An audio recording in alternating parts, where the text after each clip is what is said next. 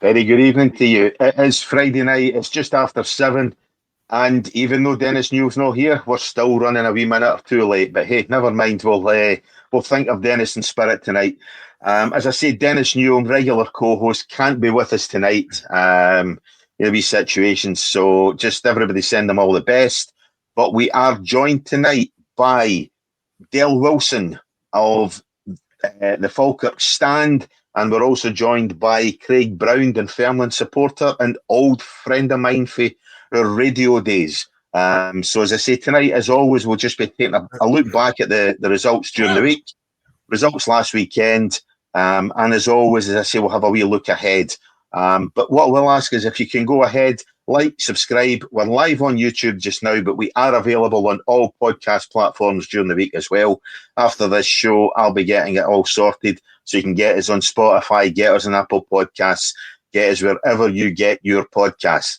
I think, as the saying goes, available on all good podcasting apps. So, first and foremost, I will introduce the man who is on the screen to my right as I'm looking at it, which probably means he's to the left, and it's Dale Wilson of the Falkirk Stand. Dale, good evening. How are we? Thanks very much for joining us. Yeah, good. I'm pleased to be on it tonight. It's just going to be good to be talking about a lot of good football things that have been happening during the week, which I didn't get a chance to do that very often, so it'll be good to get blather with you.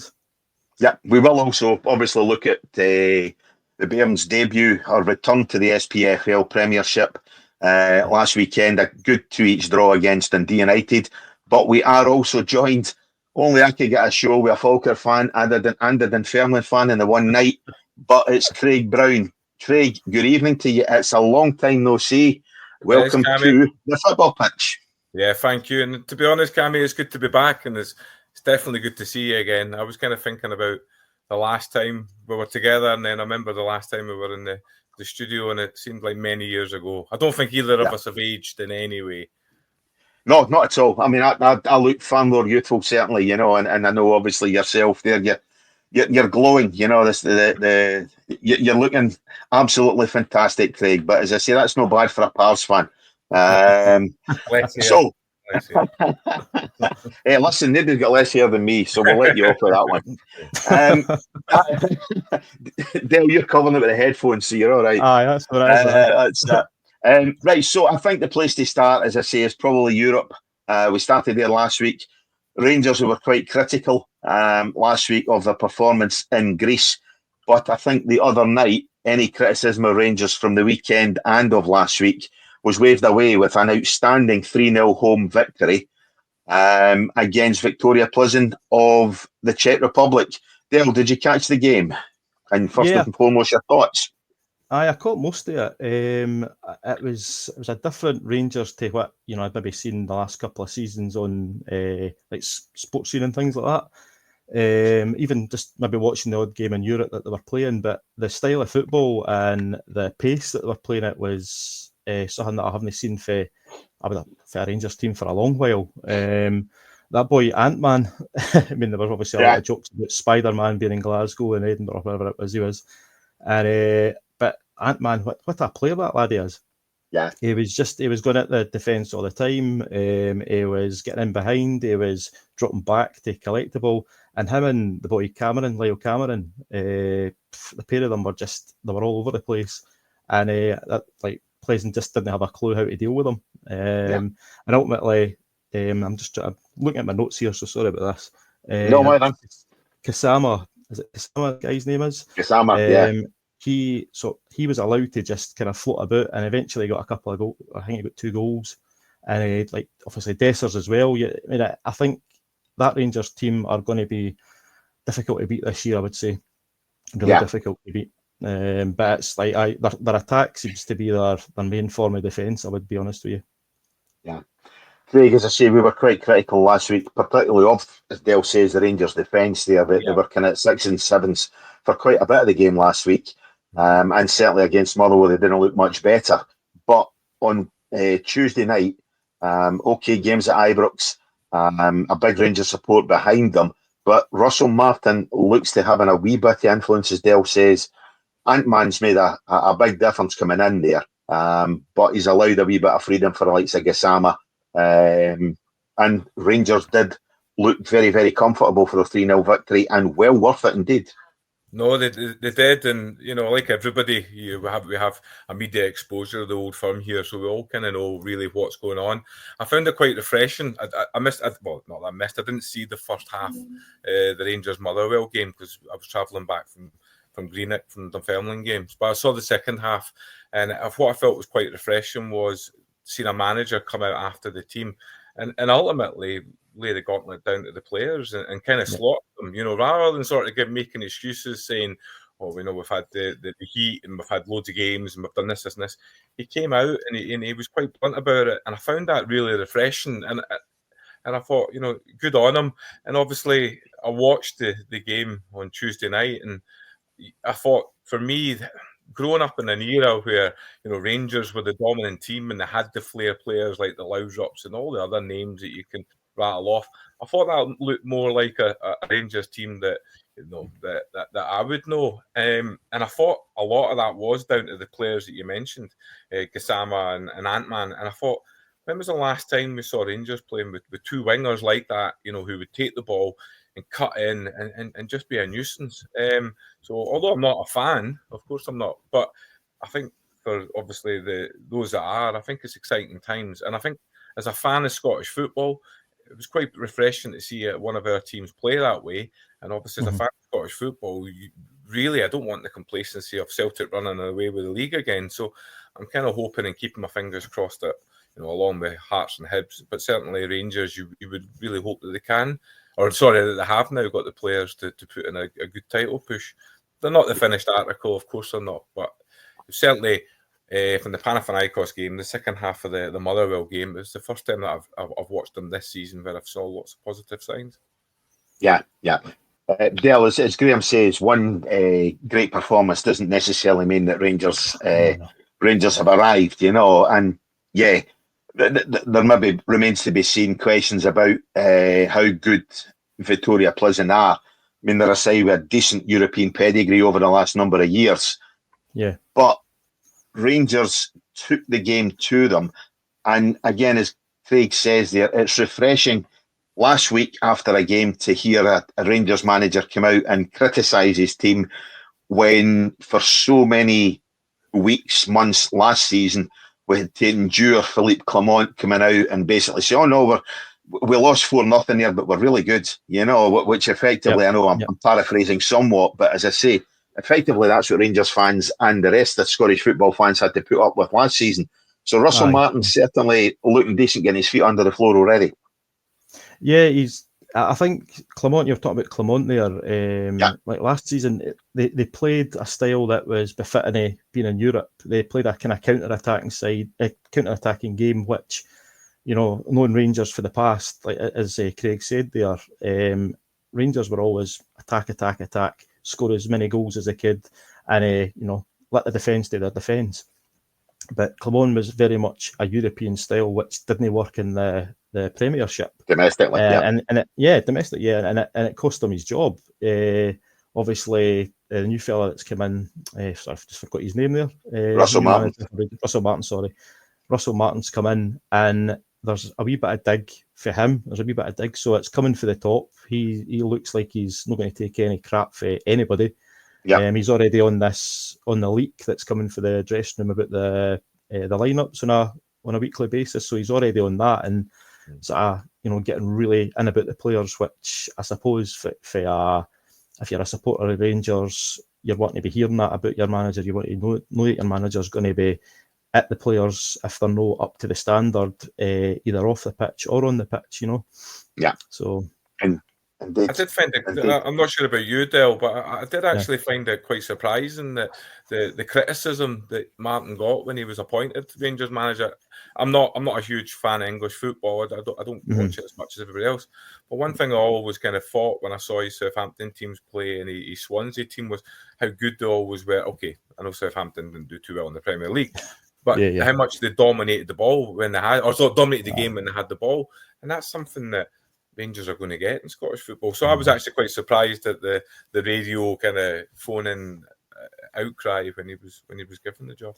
I think see the mainstream media, having sort of started using like Facebook and Twitter a lot more myself. You get a chance to see not necessarily mainstream media talking about other things, and you tend to get a similar view of your own about things. And I think if the mainstream media are saying that Russell Martin's going to be rubbish and that Steven Gerrard, for instance, was going to be the Messiah coming and do what they needed to do, then many of the Rangers fans are going to be thinking, we want Stevie G, right? But Russell Martin's came in, like you say, he plays that high press, he plays that aggressive on the front foot sort of football, and that's probably, well, as I say, I'm not a Rangers fan, but that's what Rangers are probably been missing the last few years, and it'll get bums on seats, it'll get guys actually happy, and lassies happy to watch their team again. The one thing, obviously, Rangers, great result for them, obviously, on Tuesday night, but it didn't end there in terms of, obviously, where we are with Scottish football. Two good results last night as well. Hibs going away and getting an outstanding 2-0 victory at Partizan Belgrade, and Dundee United away, getting a fantastic 2-2 draw in Vienna, of all places, So it all augurs well for next week as well, the second legs of all the ties, but particularly for Hibs. Dennis last week was very critical of the Hibs defence.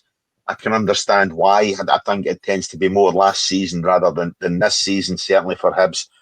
But they looked really decent last night for what we've managed to see, which hasn't been a heck of a lot for sure. A good goal, certainly by Martin Boyle last night to open the account for Hibs.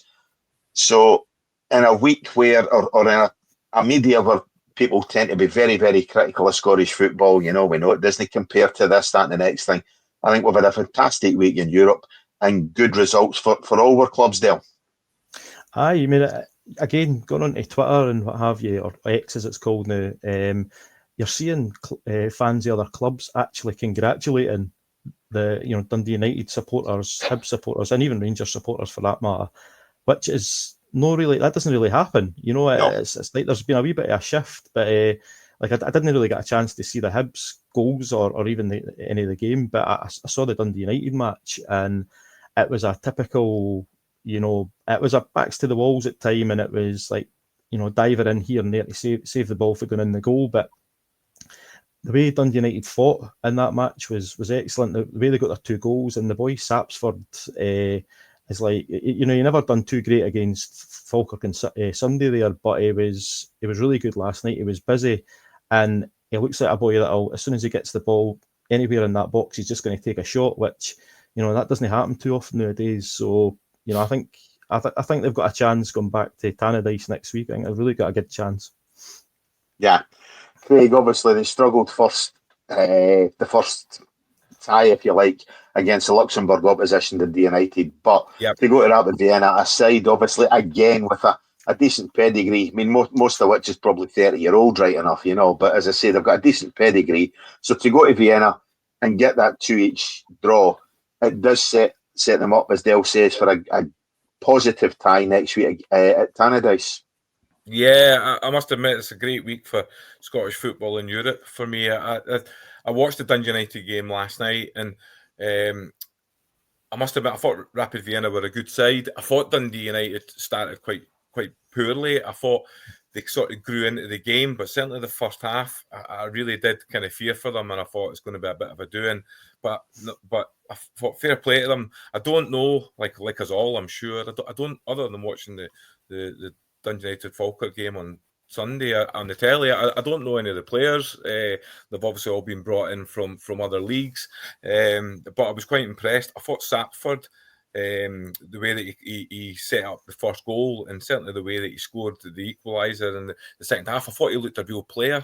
I thought the boy the 2 centre halves, I had to write the names down here, Esso, Link, and is it Love You? I thought the 2 of them were real kind of centre halves as well. And I thought by the end of the game, I really liked the Dundee United team that I was watching. But I must admit, for long spells, certainly in the first half, I did fear for them. But I do like the job that the Goodwin's done there. And obviously, I want to see them do really well in Europe. Hibs, we kind of spoke about it before coming on the air. I didn't manage to see any of the footage. I've hunted around YouTube for highlights and stuff, and I couldn't find any because I knew we were talking about it tonight.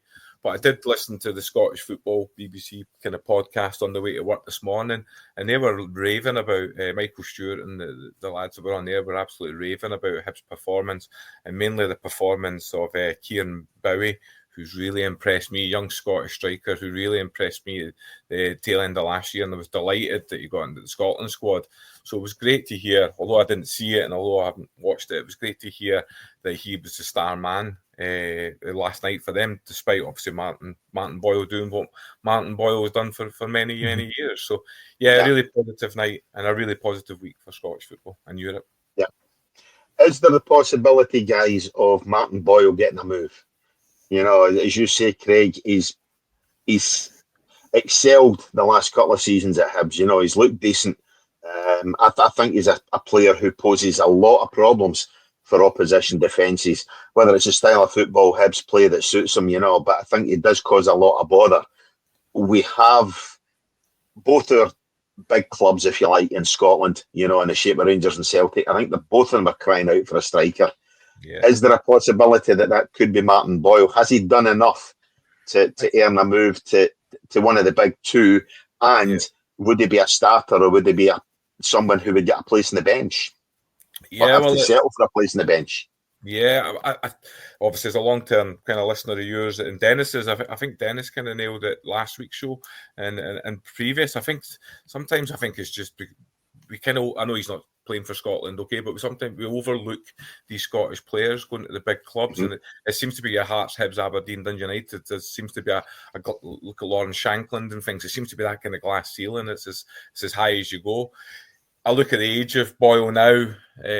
Probably that is going to be his glass ceiling. You know, he's obviously not. He's been obviously overlooked for Scotland. He obviously has been overlooked by the old firm because, you know, realistically that's probably the next step for him. But he's always been a player that's kind of surprised me. That, you know, maybe a bit like Simon Murray, maybe a bit like Lawrence Shankland, you know, and others, but they've just never really, despite scoring lots of goals and being a dangerous threat in the Scottish leagues, he's just never really had that opportunity. I think he should have. I genuinely, even when he was on loan at Montrose all those years ago, I was a fan of his, but it just again, I'm not exactly sure how old he is. Certainly the wrong side of 30, and I just kind of feel that there was actually rumours and rumours of him joining the Neil Lennon revolution at Dunfermline, but he signed a 2-year contract, so I do know that he's certainly tied up for the next 2 years. So yeah, probably imagine that would be his last big contract.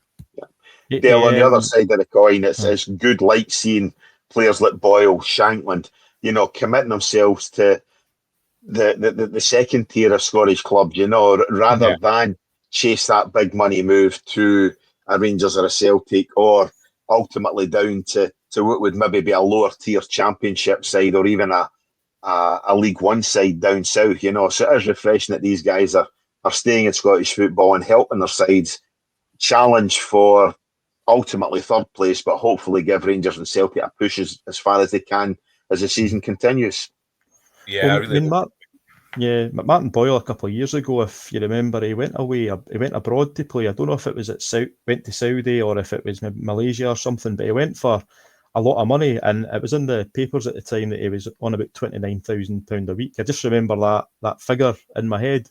But he was back within about sort of 7 or 8 months to Hibs, and obviously committed his future after that to them. But he's just one of the lads who, I think when he was with Dundee all the years ago, he maybe would have been at Montrose before he went to Dundee, I don't know, but it was all about pace. In fact, I think a good friend of Falkirk's, Paul Hartley, was in charge of Dundee at the time, and got kind of shushed him at the door type of thing. But he was just all pace, but he didn't have that final product.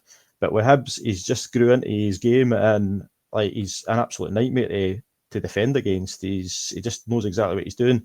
And you say with Shankland, I've seen a couple of interviews with Ian McCall talking about when Shankland was at Ayr United and the type of lad that he was, and that the winner that he was there, and he always knew that Shankland would go on to do really, really well, regardless of what club he went to. I think Hearts and Shankland are definitely a good fit. Well, most of the last couple of years. That this year might be a bit different with the type of football that's going to be getting played there with the wingers that they've got. You know, he might sort of come back a bit deeper, might play the false nine, might be the main striker. You just don't know. But like Hearts are going to be a box of tricks this year. And for the likes of Shankland being there as the captain, you know, it's going to be ideal, I think, for Hearts to kind of get that ambition to either split the Old Firm or certainly finish third. Yeah, indeed. Thing is, we're not going to get Martin Boyle playing for Scotland. I was going to say he's Australian, so we're definitely not going to get him playing for Scotland. But as I say, he's a player who over the last couple of seasons really has excelled, you know, and has looked good. But as I say, he's 32 years of age, Craig. Right.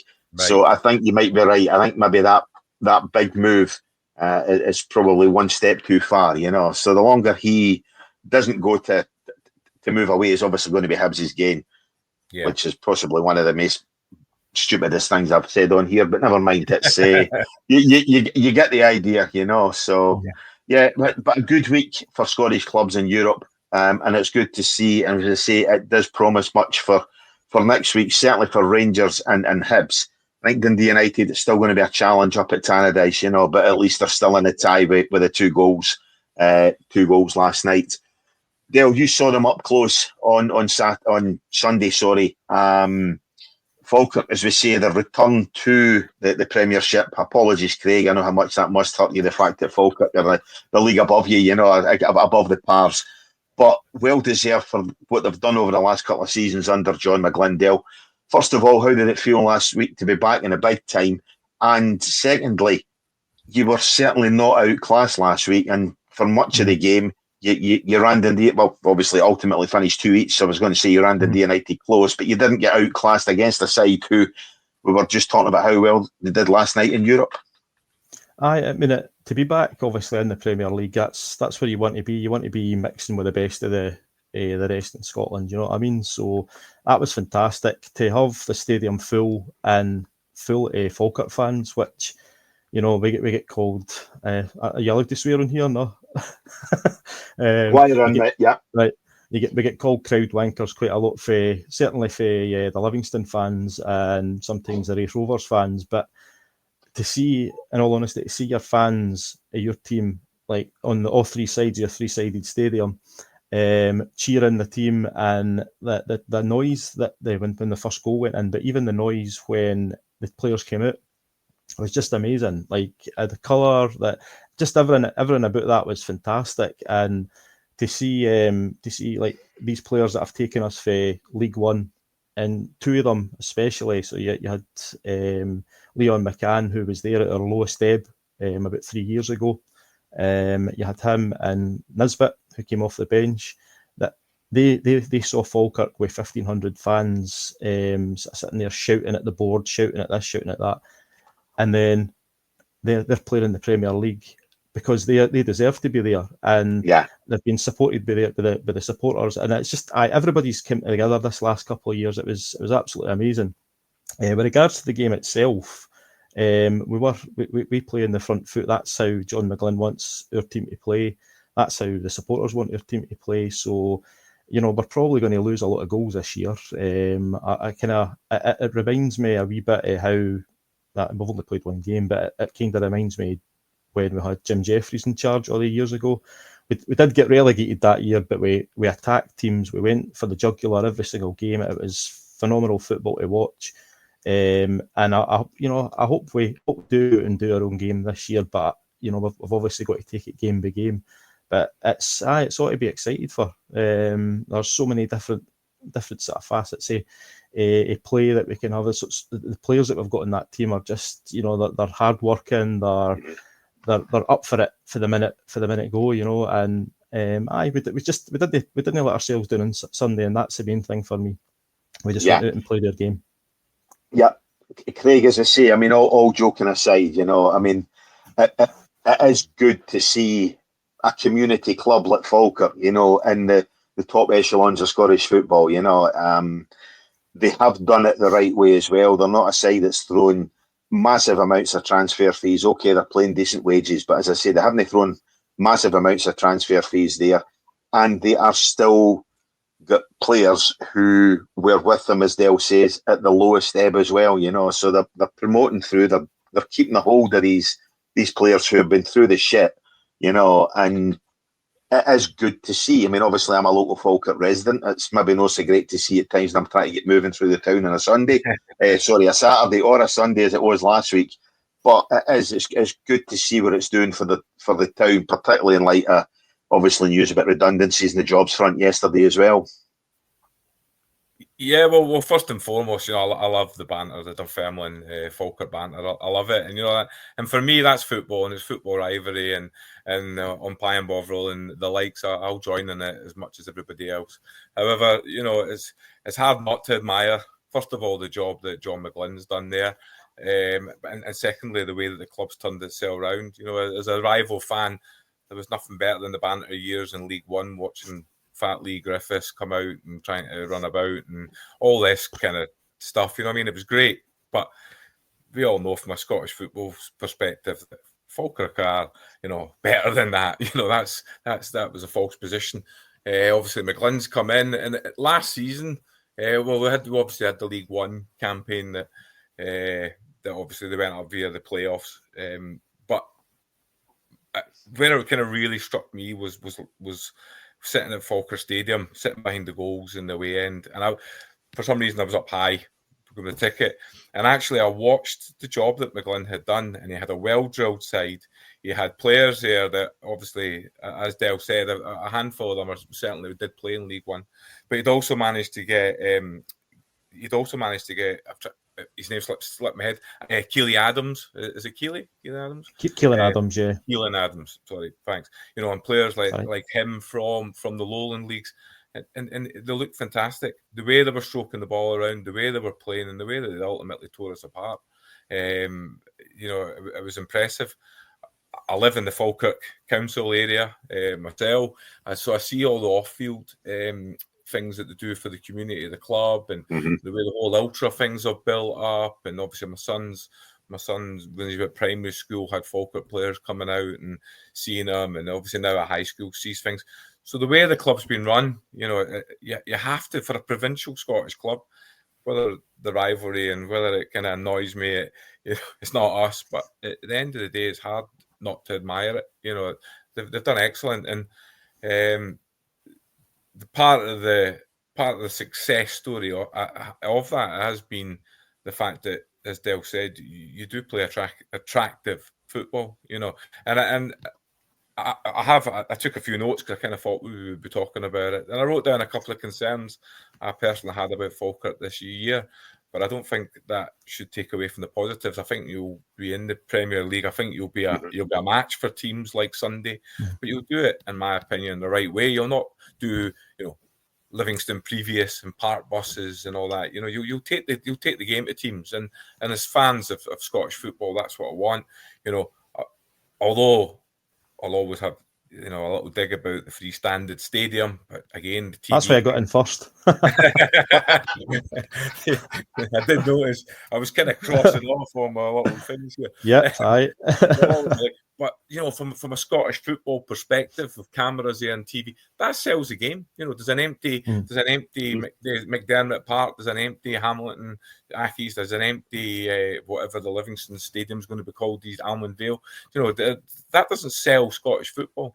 But as you said, free stands, full. Good football on the pitch. That sells it. That helps sell their game, is what I'm trying to say. So. I'm kind of rambling on a little bit here, but as I say, I just want to just kind of emphasize the fact that we're all provincial clubs and we're all kind of fighting the same fight. And Falkirk have done it tremendously over the last certainly 2 to 2.5 years. So they've got to be commended for that. What we've got now, right, is we've got like a group of lads in the team, like on the pitch, I'll fight to the death for each other, right?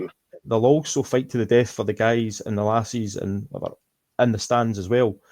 And that, it's the first time really since 2000. I think it was 2011-12 season. We had a guy called Farid El Alagay. He played with Dunfermline as well, and it brought everybody together, right? And having the players on the pitch, the fans, and the board all singing for the same hymn sheet. It's like it's different gravy to what we've had for a long time, because for a good few years it was fractured, completely fractured. The players didn't like the fans because the fans didn't like the players. The fans just hated the board because the board were ripping us apart, and I mean that's obviously in the past now. But this last few years, and you know, like everything else, if you do well in the park, then everything else just kind of rolls into each other, you know. So John McGlynn coming in and doing what he's done. The first year, he kind of we struggled a wee bit because obviously we had players that were still on big contracts. But in the last couple of seasons, he's really brought everything together, and that's, you know, that helps off the pitch. You know, Jamie Swinney, our CEO, he's superb. You've got to give him a good shout out because he's worked tirelessly. He was there at the infamous Inshira debacle that was live on YouTube actually, and we got rinsed with the Terrace podcast. We got absolutely rinsed, and then every single fan, every single team were just taking pot shots constantly. Yeah. I think I went off social media for about 2 weeks after that because I just couldn't deal with it. But you know, as we've progressed the last couple of seasons, it's just it's great to be a fan in this, you know, in this era, if you like. Obviously, you know, things can change quickly, but I'll enjoy it while it's happening now, you know. I didn't want to interrupt you there, Dale, but one of the things I just wanted to kind of say was you mentioned about League One football under McGlynn. One thing I kind of noticed last season in comparison to, you know, watching Falkirk in League One was that John McGlynn seemed to have more of a kind of sense and more of a style of what he wanted to do. Aye. You know, I kind of felt like when I saw you then, it was as if a case of, well, these are the players I kind of have to work with, so I'm trying to get the best out of them. That's exactly what it is, yeah. Whereas I thought last year, I thought it was right from, I can't remember, it was quite early we played you the first time, but right from the kind of word go, it was a case of, right, this is maybe a bit like what Russell Martin's maybe trying to achieve at Rangers, right, this is the way we're going to play. I've now got the high press. And you had a clear identity of what you were going to do. And it seems to be, I'm only going by obviously the Dungeonetti game, but it seems to be that's not going to change this year. And I think that's probably the big difference. Again, as an outsider, I think that's been the big difference between Falkirk League One and obviously Falkirk being, as you quite like to remind us in the back of your shirt, they're champions last year. Yeah, I mean, like this year already, I'm seeing Dylan Tate, our centre midfielder. Dylan had a wee bit of a hard time it last year. Maybe didn't seem that way for the outside, but he had a few, maybe a month or two where he really went off the boil a bit. I think he hurt his knee actually as well, but he went off the boil a bit, and some of the fans kind of got on his back a wee bit. And John McGlynn, being the good manager that he is, he just put him out the team for a couple of weeks. I think he had injured his cell as well, so it was kind of like that. But he came back in and he just played his way back into the team. But for the minute go this season in the League Cup and what have you, he's just been like superb. He's picking the passes, he's not getting caught on the ball, he's just doing everything that you want of your combative centre mid, and hopefully, fingers crossed, he'll continue doing that. And he's still a young lad as well. I think he's only 23, so aye. Yeah. I'm not sure his age, but I actually put down in my notes on about the game on Sunday there. I thought him and Brad Spencer both were excellent against Dungeons in that deep kind of midfield role. And then I wondered, when I kind of thought about it, I wondered if playing together for those 3 seasons is and I think they might have even both been at Rafe together. Off the top of my head, I have to check. They were, aye. I mean, most of the team were for Rafe, to be honest with you. Again, before any Rafe fans. Well, McGlynn's made the best of, obviously, players who were championship players, certainly, you know, and you've augmented it this season with a wee bit of experience, you know. I mean, Brian Graham, we're talking about the age of Martin Boyle, you know. I mean, Brian Graham must be well up there as well, you know, in terms of an experienced striker. So you've got a bit of experience there as well, you know. So, no, I think it all augurs very, very well for Falkirk. And I think we spoke last week, the 4 of us last week, we all tipped Dundee to finish bottom, you know. obviously both you guys will have seen the stuff that I posted on TikTok in terms, obviously, clips from last week's podcast. You know, and we were very, very critical of Presley and indeed the appointment and the Dundee board. You know, so I think Dundee are going to finish bottom. So when you get Dundee, who are going to be below you, I think Falkirk will be looking at maybe a top 9 finish anyway. I don't even think they'll finish in the bottom 3, to be honest, Dale. So if Falkirk can sustain what they've already started after one game, you know, and they've got a big game, obviously, tomorrow against Livingston, but if they can sustain that, I certainly think they'll be looking more upwards than over their shoulders, you know, watching the sides behind them, sort of trying to pull them down towards that relegation trap door. Definitely. So I think, Craig, the only way you guys are going to have that derby next season, you know, against Falkirk, is indeed if under the Neil Lennon revolution at East End Park that you can get a promotion. But looking at last week's results, obviously we've touched on the Falkirk one, but on the Saturday last week we had Motherwell 1. A very disappointing side, as we touched on. Rangers also finished 1 each, but as I say, by goodness did Rangers lift it during the week and obviously learn their lessons from that game. Kilmarnock against Livingston finished 2 each. On the Sunday it was Falkirk 2, Dundee United 2. Dundee, very disappointing, 1, Hibs 2, although I will say the Dundee goal certainly coming for a very bad Hibernian defensive mistake when we touch on what we mentioned last week. And one of the games I don't think has been mentioned at all, I have hardly heard any mentions about it, mainstream media at all anywhere, was the champion Celtic 1, St Mirren 0. That concludes against for Sunday. And then on the Monday night, we all tipped it last week again. Hearts beat Aberdeen 2-0. So that was obviously our Premiership results last week. Fixtures this week. Tomorrow, as we say, Falkirk visit Livingston. Graham, it's the home of the Set Fair Arena. Now, there's a mouthful. That's the first time that'll ever be said on here, but never mind. St Mirren against Motherwell, and Rangers conclude the Saturday fixtures with a 17:45 kickoff at home to Dundee. Looking at Rangers on midweek and Dundee last week, I would expect Rangers to firmly give Dundee an absolute hammering tomorrow. And then on Sunday, Pittodrie, I'm assuming that's live on the telly. It is indeed live on Sky. We've got Aberdeen against Celtic, Dundee United against Hearts, could well be game of the day, and Aberdeen against Kilmarnock. Thoughts there, guys? Obviously, there we'll touch tomorrow. You guys go to the home of the. I'm not even going to bother. You're going to Livingston tomorrow. What happened to the good old-fashioned Pony Macaroni Stadium? That's Jesus what the Christ, you know what I mean? Yep. That's that exactly, you know. But as I say, it looks to be a good game. The two promoted sides from last season meeting second game of the season. I think Falkirk can go there and get a victory, although Livingston, as we say last week, they went to Rugby Park and got a 2 each draw. Well, for my obviously for my page, I look at a lot of statistics and all that. I'm kind of went to my 40s. I've become a bit of a geek about football, you know. So I do look at statistics and all that nonsense. But Falkirk versus Livingston traditionally has went in fits and starts. So like going way back to the 90s, we sort of done well the first couple of games against them. They beat us a couple, and then we went on a run about 7 or 8, 9 without a loss, and then they've obviously came on with 11 without a loss against us. But with regards to tomorrow's game, I think had it been last week, I don't know if McGlynn maybe would have been overthinking it again, because he overthunk about 3 of the games last year and tried to change it for our normal style of play, and it led to us getting beat in 3 of the games. The first game that we played them at the stadium last season, their own stadium, we played our own match, we played our own game, and we should have won it. We actually got a goal chalked off, which would have won the game. And we had the wee guy at the back, wee Leon, playing at left back, and it kind of changed it for the next 3 games. With regards to tomorrow, though, I think the team pretty much picks itself, bar maybe the Brian Graham or Ross McKeever playing up top, for my liking, certainly.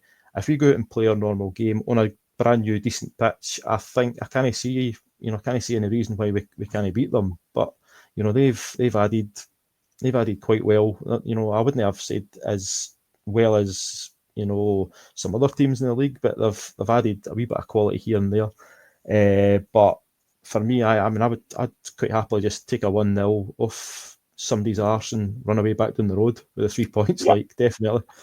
100%. Well, what's your thoughts on Dundee and obviously Stephen Presley?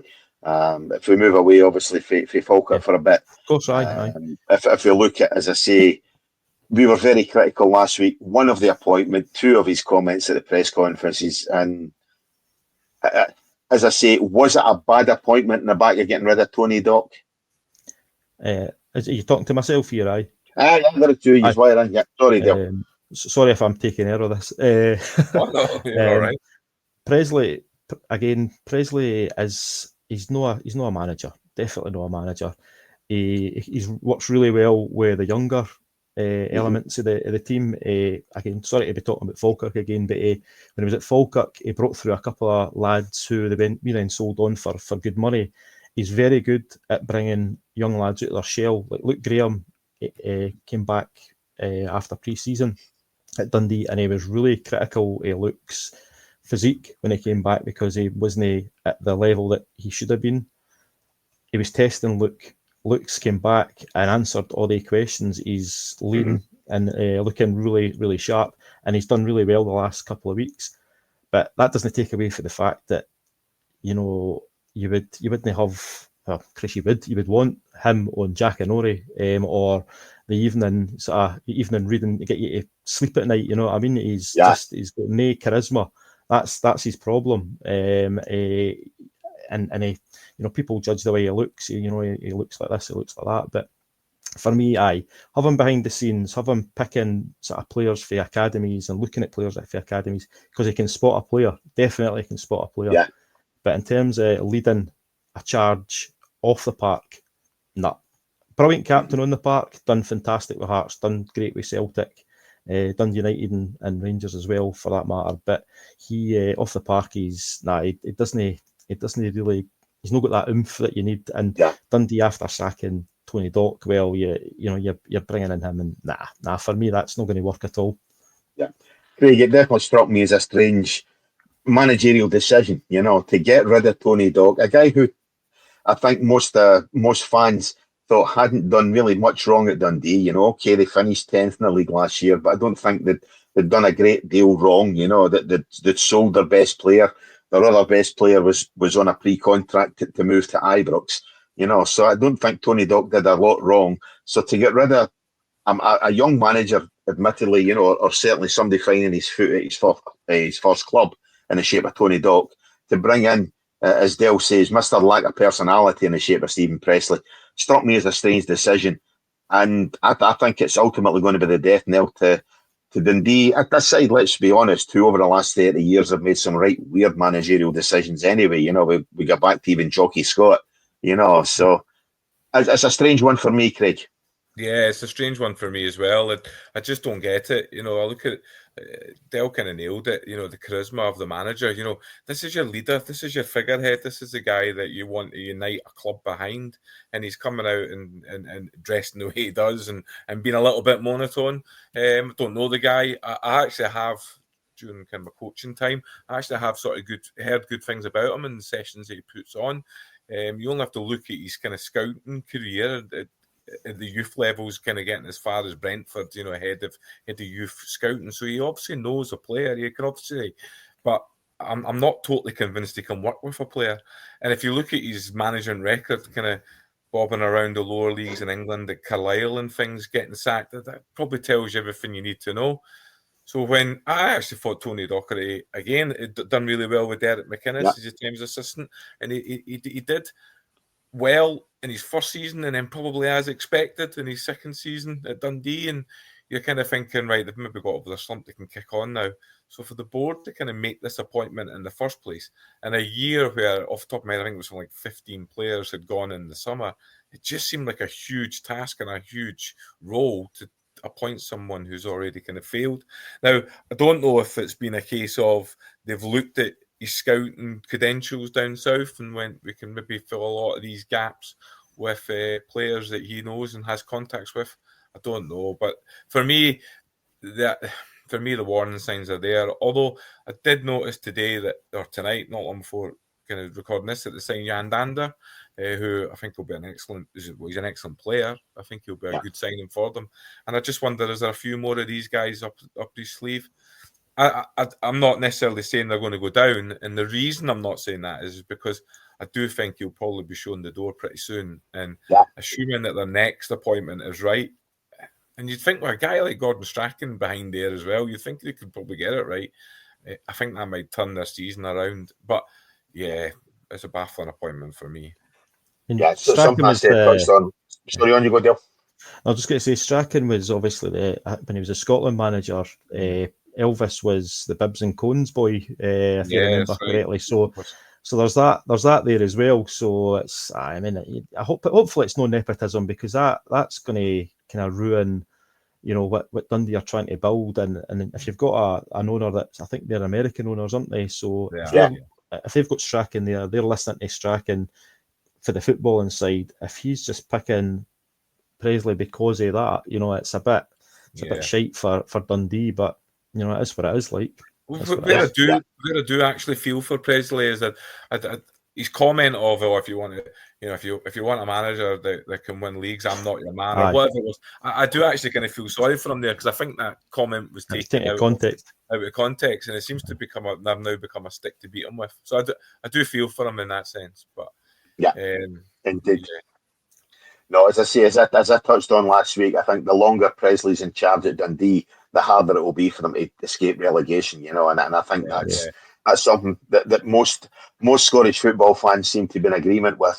So it is what it is. It's a strange appointment, and I've worked with a Dundee supporter for his sins, and as I say, he seems to think that the players do like him, but I think it's more, as you say, maybe like his coaching, they like the sessions. But to me, I could not see that guy motivating players in the dressing room. So it is one of these things. But looking at the rest of the results last week, obviously we've touched on the Premier League. If we go to the Championship, the first game was last Friday night, and that was Arbroath 1, Ayr United 1. On the Saturday, we had Airdrie 2, Ross County 2. Decent result that for Airdrie. Craig, your own Dunfermline Athletic went through to Morton and got a 0-each draw. Best to Dougie Imrie, obviously, who wasn't at that game. I think Dougie's got something going on. There's some things going on away from the football field. So best wishes to him. Wraith Rovers 1, Queen's Park 1.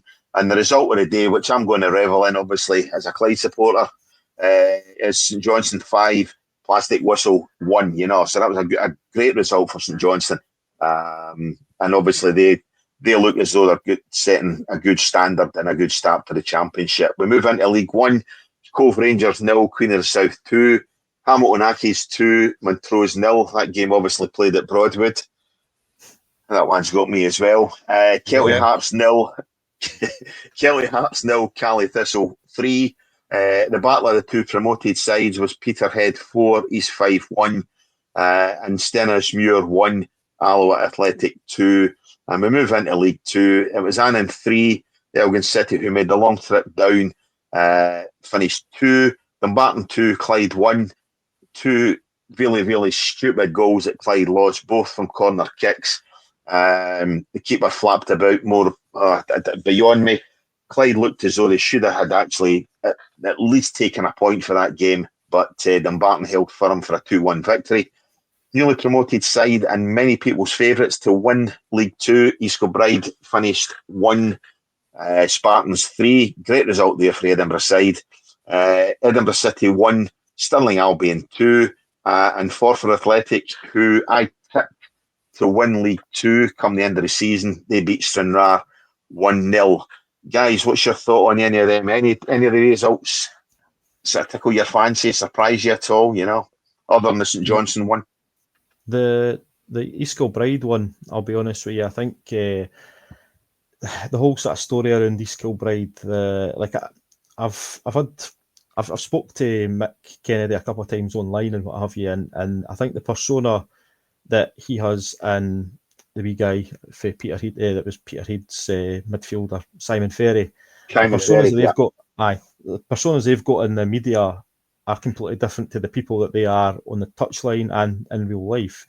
And I think a lot of folk didn't kind of they look at that and they didn't sort of take that away. So Mick Kennedy's obviously he wants to win everything. He wants to do really well for East Kilbride, and their owners are pumping money into that side. So I was surprised that they did get beat. I thought they would have went out and made a statement with that first game and absolutely blew them away. But so I was quite surprised that they got beat, if I'm being honest with you. Yeah. As I say, I just have a fancy for Forfar to win League Two. I don't know why. There's just something about what Forfar have done. They've strengthened in the right places. They've brought in players who I think will do them well. East Kilbride, they've been throwing money at it. The Keane brothers, etc. The guys who obviously are the money men there. They have put quite a bit of money into what East Kilbride are, and obviously it's great to see the biggest town in Scotland, who previously hadn't had a league club, at long last getting that senior club. I just think it's going to be a season for East Kilbride to get their feet under the table, or get their feet wet, whatever you want to say, as many cliches as you can possibly think, just to get adjusted to league football. And there's something about them there that I do not think they'll go automatically up. As I say, I fancy Forfar. I could probably be proved wrong, and they might well go on 37 games unbeaten, and win the league, or 30, however many games, 35, whatever it is, games unbeaten. There's something about them, Craig, that I just don't think East Kilbride are going to win the title, as much as they're probably most people's favourites. I kind of see them a bit like Kelty Hearts when they came up, where I totally get what you mean, Cammy, and I'm not arguing it, but when I actually look at their squad, because by and large, they're all really well-known kind of League Two, League One players, guys like Jack Leach, and you can rattle them all off, Nathan Flanagan, and guys like that. I just think that the boys who sort of know how to do well at that level, which makes me think that I can see why they're favourites, and they're obviously been too good for Lowland League level for a number of years now. But I'm probably like you. I sometimes think, when the sun's kind of shining and when the plastic pitch is there and they can stroke the ball about, I think they're a good team. I think when you put them on kind of grounds like, this is going to sound ridiculous because they beat them in the playoffs, but you put them in grounds like Bonnyrigg, wet day, pitches they can't play on, places like that, then can they actually play their game? Can they keep up this high press? I'm not sure they can. I think you tend to find the team that wins League Two and wins League One are the teams that are a lot more streetwise. And I'm thinking in the past of like a Montrose team or a Stenishmuir team, or Clyde, or the team to be a big physical streetwise side. And you can have your football principles that the SFA coaching courses tell you, but that doesn't work in League Two for me. And I think that's where East Kilbride will fall apart. That's my thinking. When I look at last season, the money Clyde threw in terms of wages, and the fact that they bought a lot of players down even from championship level and the upper echelons of League One. League Two is a different kettle of fish. It's all one saying, these guys are experienced down at that level. They're not, they're experienced at League One, as I say, bottom end of the championship. And it's a different thing. It's a different animal in League Two. You need to grind out results. And I just look at that and compare them with what Clyde were last season. Where they brought in a lot of expensive players into the club. And East Kilbride, to me, just remind me of what Clyde tried to achieve last season. And I think this season Clyde will be a better side for the experience. Well, I was going to say that because I think, first of all, I actually had when you were going through the results, the Clyde result was the one that kind of surprised me the most because Dumbarton is just a mess as well. We all know about. Yeah. But for me, Darren Young is a guy who I know, but Darren's also somebody who is still in Albion and East Fife and Albion Rovers. He knows how to build a streetwise team. He knows how to, have exactly what I said. Yeah, they might not always be fancy. They play a little bit direct.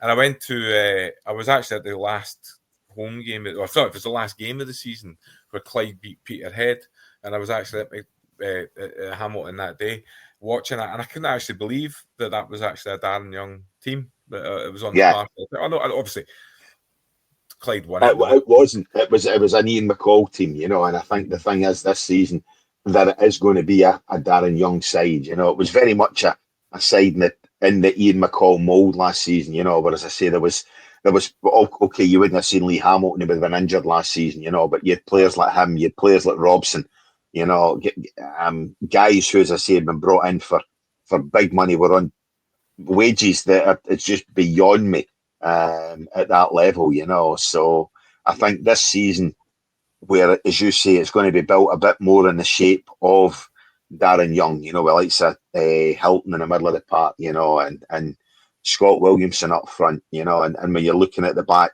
some of the players that they've got at the back, Craig Howie obviously was there previously.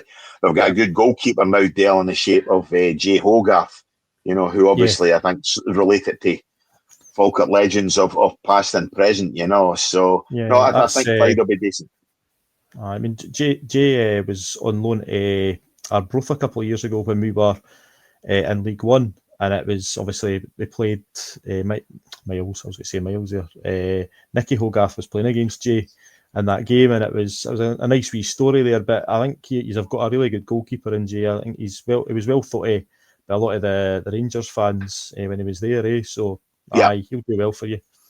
As I say, other than flapping at the two corners last week, but which again, he can take some of the blame, but I think obviously some of the blame goes to the centre halves as well. I mean, it was two of the most stupidest, softest goals you'll see a side lose for corner kicks, and it was just, it's not even as if it's a Dumbarton had a big bruising striker there, and pummeled the ball into the back of the net. It was just Hogarth flapped at the two of them, but as I say, he's trying to get to the ball over a couple of centre halves as well, so it's one of these things. But as I say, I think for the experience of last season, Clyde will be a better side this season, and I think there's far too many shit sides down at the foot of that League Two, and I think Edinburgh City this season are pretty much okay. They've got a 15-point penalty already, and I think they'll be very, very fortunate even to get back into positive points this season, So I think that the sides down there will be looking pretty safe, because I think Edinburgh City are going to go the same way as Bonnyrigg Rose did do last season and drop out the league. I think it's a shame some way because Edinburgh, but I think Michael McIndoe's done a fantastic job there since coming in, and in some ways, I've never watched any of his interviews or I don't know anything about him, but he certainly, when you look at the Edinburgh scores and you watch them the couple of times I have done, I do feel for him in that sense. Yeah, I think he's up against it certainly this season. But looking ahead to the rest of the fixtures over the weekend in the lower leagues in Scotland, just before we finish off the pod tonight, just now taking place, it's the battle of the two relegated sides from the Premier League, where Ross County are at home against St Johnstone. Tomorrow it's Ayr United at Raith Rovers.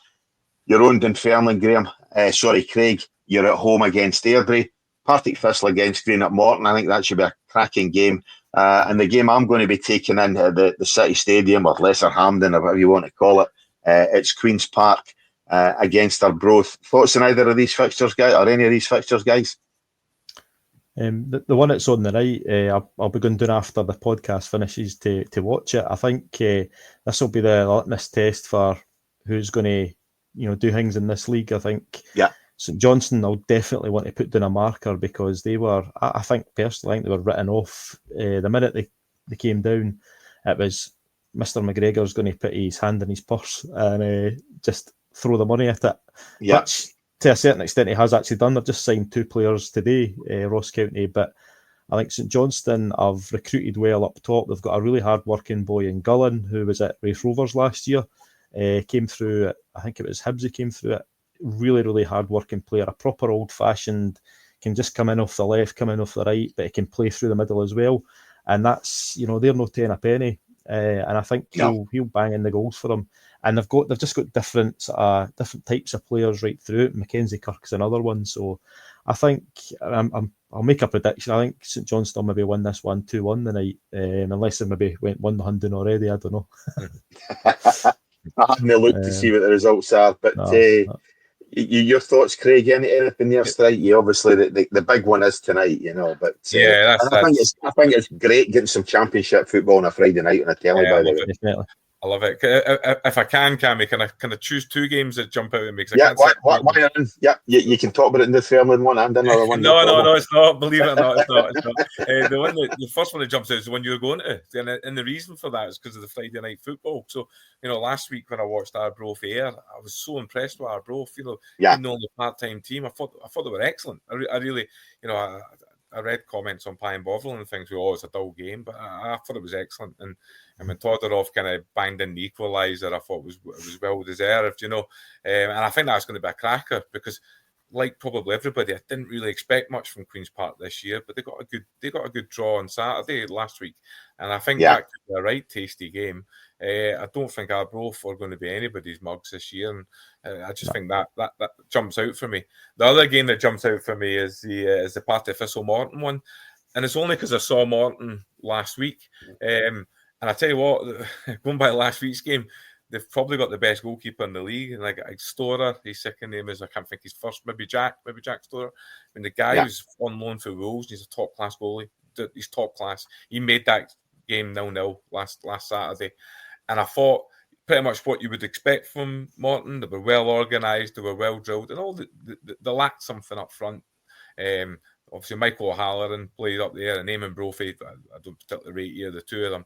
But again, just like what we're saying with Arbroath, they'll come out and they'll fight and they'll do well. And I just think, I think Partick Thistle will be the surprise package in the Championship. Don't see much from them. Obviously, a heavy defeat on Saturday, and I can just see Morton going to Firhill on tomorrow and putting more misery on the Partick Thistle fans after last week.